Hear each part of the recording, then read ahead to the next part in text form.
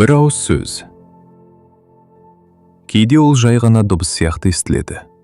Ал кейде сол бір ауыз сөз адамның бүкіл өмірін екіге бөледі. Оған дейін және одан кейін.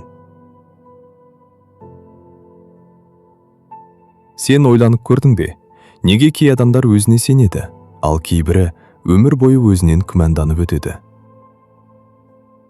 Себебі біреу кезінде естіді, сен істей аласың, ал біреу естіді, сенен ештеңе шықпайды. Және сол сөз оның ішінде өмір бойы жаңғырып тұрады. Бала кезімізде айтылған сөздер біздің алғашқы бағдарламамыз. Әкеңнің, анаңның, мұғалімнің, қоғамның сөзі сенің ішкі даусына айналады.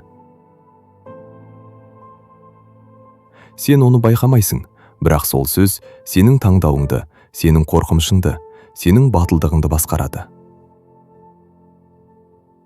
Сөз бұл жай пікір емес. Сөз бағыт. Адам миы естіген сөзді шындық деп қабылдайды. Сол үшін біреу өзін сәтсізбін десе, ол шынымен сәтсіздікке қарай жүреді. Ойланып көр, сен өзіңмен қалай сөйлесесің? Қателескенде өзіңе не дейсің?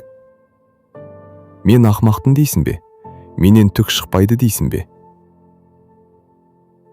Егер сол сөзді жақын досына айтсаң, ол досың сенен алыстап кетер еді, ал сен өзіңе оны күнде айтасың. Біреу саған бір рет ауыр сөз айтуы мүмкін, ал сен оны өзіңе 1000 рет қайталайсың. Сол кезде ол сенің тағдырыңа айналады.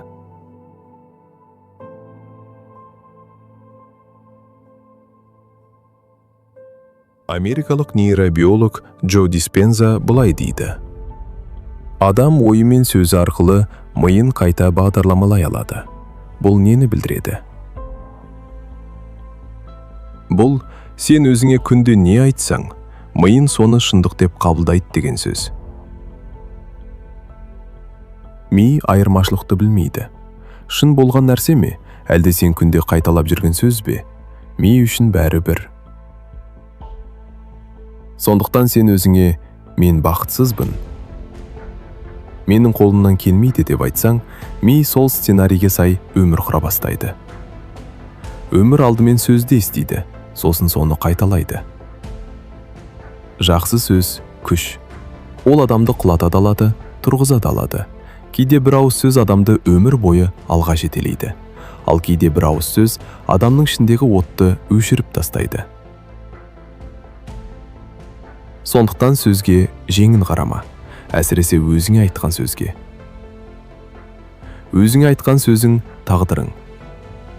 Сен өзіңе не айтсаң, ертеңгі өзің соған айналасың. Әр адам шаршайды, әр адам кейде өзіне сенбейді, бірақ мәселе шаршауда емес.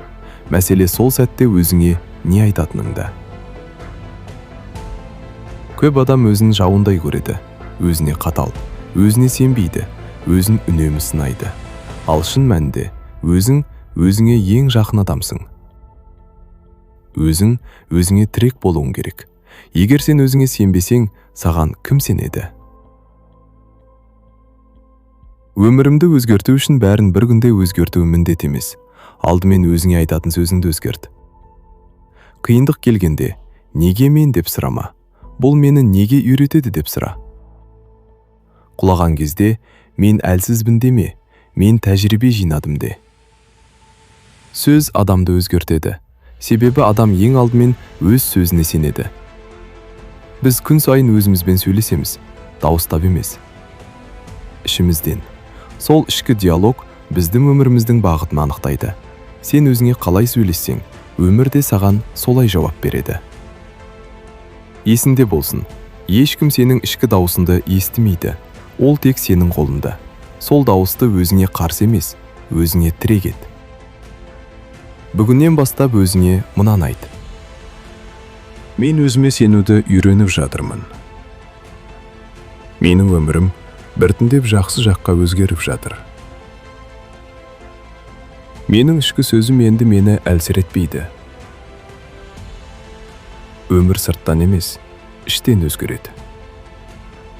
Ішкі сөзің өзгерсе, көзқарасың өзгереді. Сондықтан бүгіннен бастап өзіңе абайлап сөйле.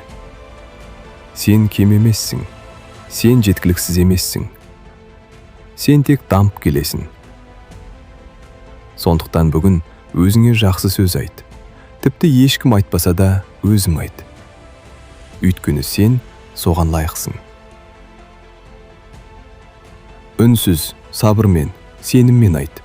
Сөз сені естиді, ал өмір соны орындайды. Адам бір күнде мықты болмайды, бірақ адам күнде дұрыс сөз айту арқылы мықты бола алады. Ал енді ең маңызды сұрақ. Сен бүгін өзіңе қандай сөз айтасың?